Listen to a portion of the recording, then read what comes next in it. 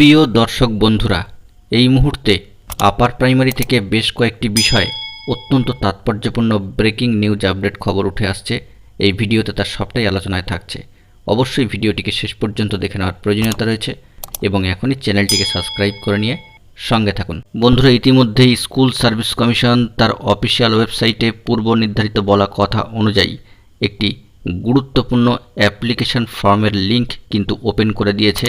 তার সাথে গ্রিভেন্স সম্পর্কিত অর্থাৎ গ্রিভেন্সের রেডসালের যাবতীয় তথ্যাদি দিয়ে আরও একটি লিঙ্ক কিন্তু ওপেন করে দিয়েছে।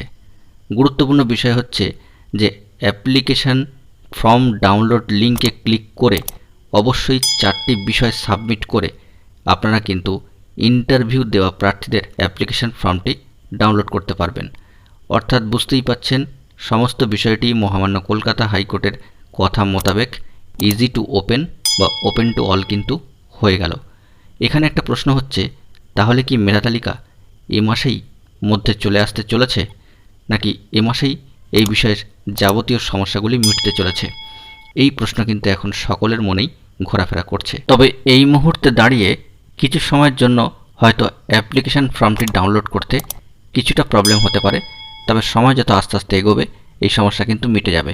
প্রথম ধাক্কায় লিঙ্ক ওপেন হওয়ার সাথে সাথেই যারা ট্রাই করছিলেন হয়তো একটু প্রসেসিং হতে সময় লাগছিল।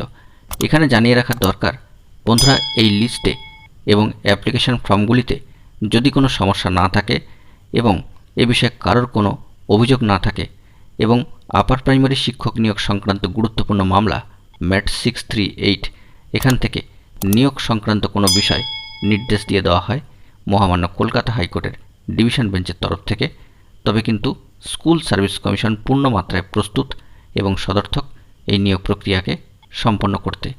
কারণ গতকালকেই একটি ভিডিও দিয়ে আপনাদেরকে জানিয়েছিলাম যে কমিশন কিন্তু মহামান্য কলকাতা হাইকোর্টের নির্দেশের উপরেই নির্ভর করছে, কারণ এটি অনগোয়িং প্রসেস।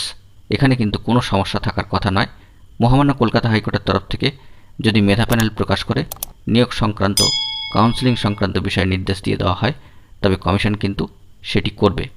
অর্থাৎ আমরা অগ্রিম এভাবে কিছুই বলতে পারি না ম্যাট 638-এর হিয়ারিংয়ের ওপর, এবং সেখান থেকে কি নির্দেশ আসছে তার উপরে নির্ভর করছে যে পরবর্তী ক্ষেত্রে মেধা তালিকা এ মাসের মধ্যে আসবে কিনা। তবে এটুকু আমরা আশা রাখতেই পারি, যদি কোনো দিক থেকে কোনো ধরনের ত্রুটি বিচ্যুতি বা অভাব অভিযোগ বা কোনো ধরনের অসঙ্গতির ইঙ্গিত না তোলা হয়, তবে কিন্তু সম্ভাবনার জায়গা একটা থাকছেই।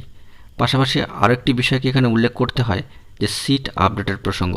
বন্ধুরা, আপডেটেড শূন্যপদে কি নিয়োগ হবে এবং সিট আপডেট কি হবে, এ বিষয়ে জানিয়ে রাখা দরকার যে মহামান্য কলকাতা হাইকোর্টের সিঙ্গেল বেঞ্চের তরফ থেকে একটি গুরুত্বপূর্ণ বক্তব্য রাখা হয়েছে যে সম্মানীয় ডিভিশন বেঞ্চ এই সংক্রান্ত বিষয়ে ম্যাট 638-এর সাথে সম্পর্কিত সিট আপডেট প্রসঙ্গ যদি ওঠে এবং সেখান থেকে সিট আপডেটের বিষয়ে কোনো ধরনের নির্দেশ দিয়ে দেওয়া হয়, তবে সিঙ্গেল বেঞ্চের তরফ থেকে আর কোনো নির্দেশ দেওয়া হবে না।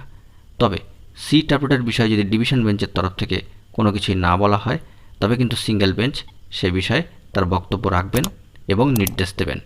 তাই আপডেটেড শূন্যপদ বা সিট আপডেট করে এই নিয়োগ প্রক্রিয়াটি সম্পন্ন হবে কিনা এবং মেধা তালিকা এ মাসেই আসছে কিনা সে বিষয়ে জানতে গেলে অবশ্যই আমাদেরকে ম্যাট 638 এই গুরুত্বপূর্ণ মামলার গুরুত্বপূর্ণ হিয়ারিংয়ের দিকে কিন্তু তাকিয়ে থাকবে। প্রসঙ্গত উল্লেখ্য যে গতকালকেই কিন্তু একটি ভিডিওতে জানিয়েছিলাম যে কমিশন খুব তৎপরতার সাথেই এই মামলাটি দ্রুত মেনশন করে 19 তারিখ নাগাদ কিন্তু হিয়ারিং করাতে পারে বা হতে পারে।